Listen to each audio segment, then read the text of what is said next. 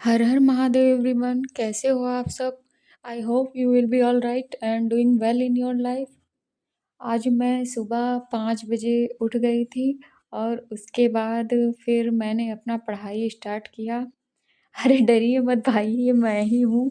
ये ठंडी है इतना ज़्यादा कि जिसने मुझे पर्दा प्रथा के विरोध में जाने के बजाय उसके समर्थन में लाके खड़ा कर दिया है।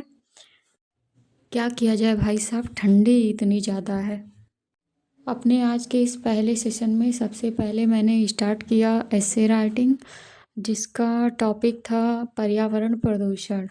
मैं यूपी पीसीएस के साथ साथ आरओ के लिए भी अप्लाई की हूँ, तो मैं एस्से राइटिंग वगैरह करती रहती हूँ, जिससे मुझे बाद में बहुत ज़्यादा प्रॉब्लम ना हो। और ये कंप्लीट करने के बाद फिर मैं नहाने चली गई और नहा कर आई, और उसके बाद मैं फिर अपना डेली रिवीजन चैलेंज कंप्लीट करने लगी। आज का मेरा टॉपिक था चारों वेदों के मंत्रों का के उच्चारण करने वाले पुरोहित। उसको मैंने लर्न किया और मेमोराइज किया और फिर बोर्ड पे लिख के अच्छे से रिवीजन किया। और फिर जैसा कि आज मकर संक्रांति है, उसके लिए मैंने खिचड़ी दान किया। मैं अपना पढ़ाई के साथ साथ अपने कल्चर फॉलो करना नहीं भूलती हूँ। मुझे ये सब करना बहुत पसंद है। और सॉरी, मैं आप सबको मकर संक्रांति विश करना भूल गई। Happy Makar Sankranti to you all. और ये सब करने के बाद फिर मैं चाय बनाने लगी। मैंने चाय बनाया, पिया, और उसके बाद मैं फिर से पढ़ाई पे लग गई। ये मेरा आज का सेकंड स्लॉट था, जो कि करीब 2 घंटे का होने वाला है। इसमें मैंने सबसे पहले शुरू किया पॉलिटी, जिसका टॉपिक था संघ एवं इसके राज्य क्षेत्र। आप सब बताएं यह कॉन्स्टिट्यूशन के कौन से आर्टिकल में दिया गया है। ये सब कंप्लीट करने के बाद फिर मैं मैपिंग करने लगी। मैं मैप में इंडिया के कुछ state and union territories locate करने लगी। वो मैंने कंप्लीट किया और उसके बाद फिर कुछ देर रेस्ट करने लगी, और कुछ देर रेस्ट करने के बाद फिर मुझे भूख लग गई। भूख लगी तो भाई साहब कुछ बनाना था ही। मैं किचन में गई और मैंने मेथी के पराठे बनाने की तैयारी की और फिर उसको बनाया। बनाने के बाद फिर मैं खाई पी, और जो कि बहुत ही टेस्टी बना था। और उसके बाद फिर मैं फिर से पढ़ने बैठ गई।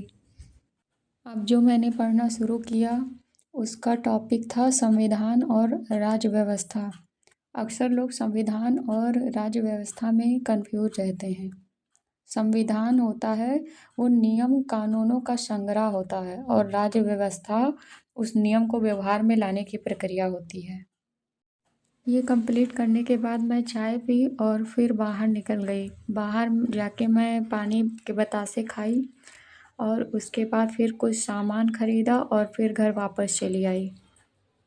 वापस आकर कुछ देर रील्स स्क्रॉल करा और उसके बाद फिर मैं फिर से पढ़ने बैठ गई। और मैं जैसा आज के मॉर्निंग का टॉपिक संघ एवं इसके राज्य क्षेत्र, उसका रिवीजन करते करते मुझे भूख लगने लगी और मैं फिर किचन में गई, खाना बनाने लगी। मैं खाने में आलू मटर की भुजिया, सब्जी और पराठे बनाने लगी। ये मैंने कुछ ऐसे 2 पराठे बना लिए।